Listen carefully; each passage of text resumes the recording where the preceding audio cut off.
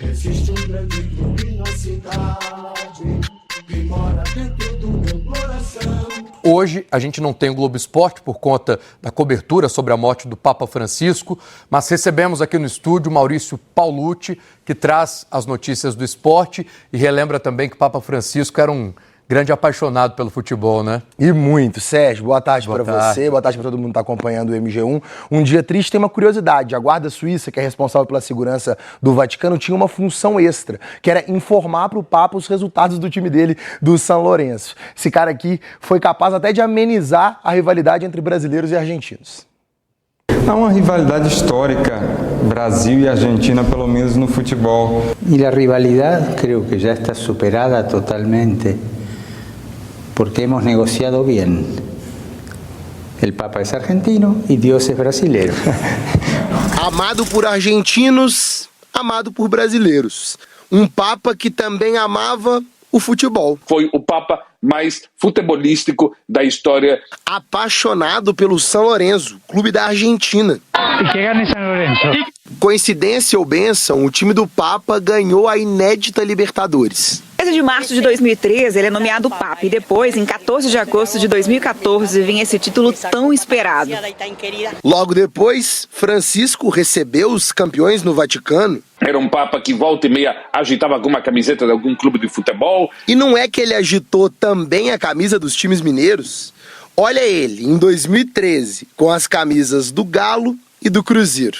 Adivinha o que aconteceu nesse ano? O Cruzeiro levanta a taça de campeão brasileiro. O Atlético é campeão da Libertadores. E aí o Papa recebeu e tietou o Ronaldinho Gaúcho. Um Papa que viu ídolos do futebol fazerem reverência. Dessa vez aí foi Maradona quem pediu autógrafo. Em outra oportunidade, foi Messi quem levou uma lembrancinha de presente para o Francisco. Um Papa que amou o futebol.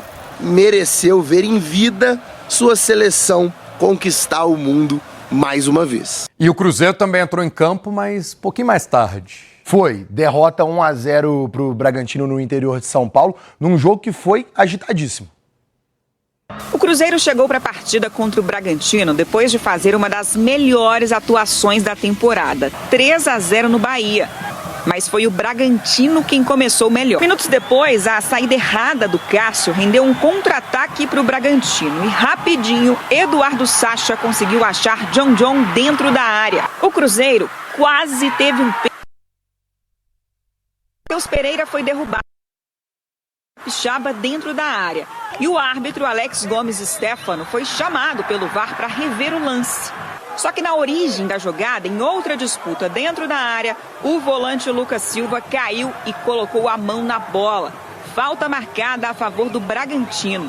Ele provavelmente marcaria o pênalti em cima do Matheus Pereira, mas viu esse toque, o primeiro toque de mão nessa jogada. O Cruzeiro voltou para o segundo tempo com Gabigol no lugar de Christian.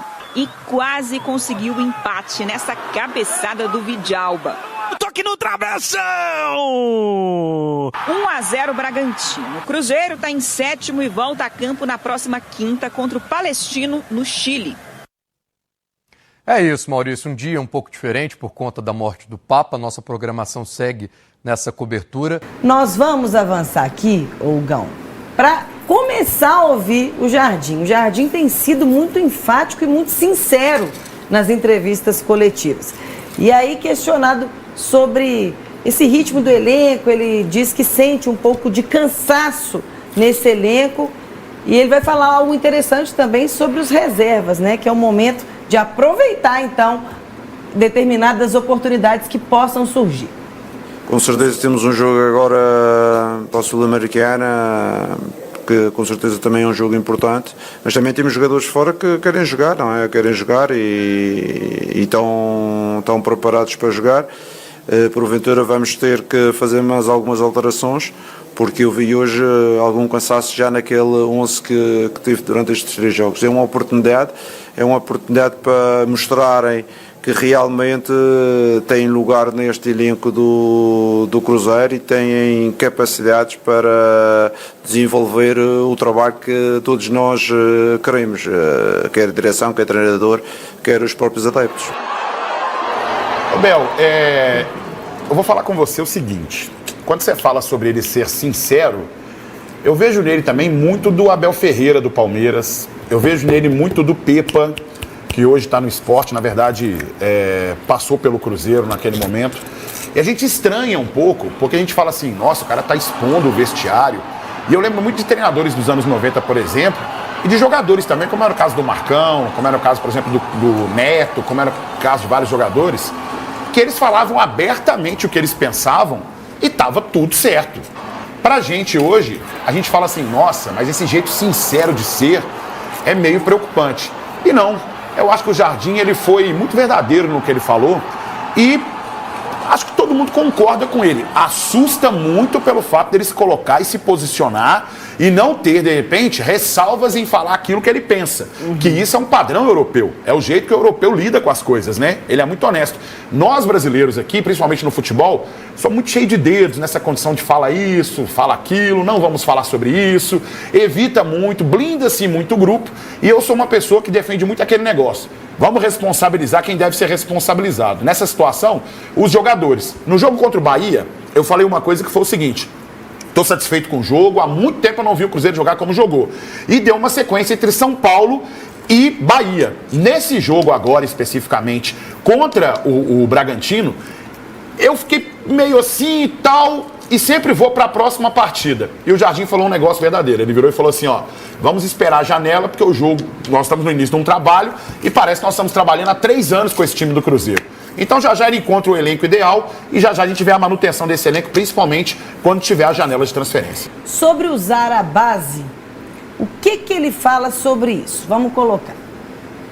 Vocês conhecem-me e eu sou daqueles que gosto de apostar muito em jovens e acredito que o futuro do clube passa por ter uma mecha grande de jovens jogadores.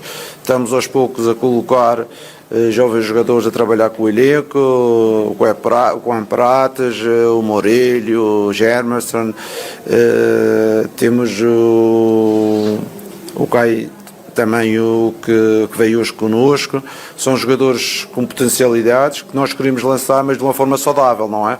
Não é neste momento que vamos colocar os jovens e passar a responsabilidade para cima dos jovens, não é? Primeiro temos que aqueles jogadores contratados mostrarem porque que estão no clube, em primeiro lugar. E em segundo lugar, com certeza, aos poucos, ir colocando os jovens. Alguns já trouxemos connosco em 2 ou 3 jogos, para irem se ambientando, para que no futuro, quando jogarem, não tremerem, como se costuma dizer, porque o nosso objetivo não é meter os jovens e eles tremerem ou fazerem mal. O nosso objetivo é metê-los e eles aos poucos conseguirem ganhar um espaço dentro do efetivo, para depois ganhar um espaço dentro do 11.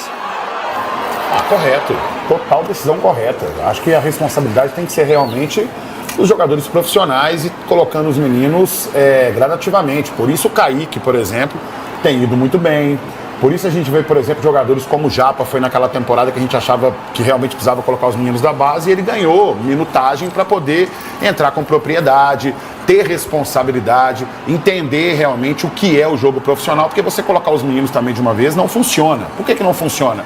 Porque por mais que o jogador tenha muito talento, e o talento pode se sobressair sobre o jogador mais experiente, ainda assim, o jogador experiente ele tem uma carga e uma carreira onde ele conhece atalhos, ele conhece mecanismos, ele sabe onde, de repente, intimidar o jogador mais jovem. Então é com muita propriedade e responsabilidade, tem que colocar esses meninos para jogar. Eu, por exemplo, um dia coloquei na escalação o Cauã Batistella, mas eu entendo e coloco isso como um caminho pedagógico, profissional e esportivo para você poder formar esse jogador e ele entrar com responsabilidade e segurança. O Gão, ele não responsabilizou a arbitragem pela derrota do Cruzeiro, não. Mas o Dineno, na manchete que você está acompanhando aí do noataque.com.br, depois do jogo ele deu uma declaração para a detentora dos direitos, falando que não tem como reclamar com a arbitragem, que ó, é difícil falar, que se irrita, fui falar e o ato me ameaçou. O Dineno não gostou muito da atuação da arbitragem, não, o Gão. Bebel, não é a primeira vez em que um jogador do Cruzeiro vai reclamar de arbitragem e tem a arbitragem... Fecha em mim, por favor. Em mim, pro Obséquio. Obrigado. Não é a primeira vez que o Dineno ele vai reclamar de arbitragem jogadores do Cruzeiro vão reclamar de arbitragem, em que vai chegar até o árbitro, e quando chega até o árbitro é hostil, o árbitro é indelicado e tal, e etc. O Cruzeiro, e sempre foi uma postura muito do cruzeirense, de primeiro cobrar do time, a não ser que seja algo muito grotesco. Ontem não aconteceu nada muito grotesco, não. Houve sim aquele lance da revisão, foi pênalti no Matheus Pereira, mas é a jogada inteira que tem que ser analisada. Na análise da jogada inteira, o Lucas Silva, numa jogada em que ele achou que tinha sido pênalti nele e não foi pênalti nele, ele reativamente coloca a mão na bola. Ele realmente coloca. Analisando a jogada, não teve que ser o pênalti marcado. Podemos julgar e criticar, por exemplo, assim, ó, contra um Flamengo teria o mesmo critério, contra um Palmeiras, contra o Corinthians? Ok, podemos falar sobre isso. Não é o caso de ontem. Ontem a responsabilidade é total, integral e 100% dos jogadores. Nem do Jardim porque o Jardim dá oportunidades, faz o rodízio, não mudou a postura dele, falou abertamente lá na entrevista coletiva e é sobre isso. Então, largar a arbitragem de lá e jogar futebol. É isso que interessa.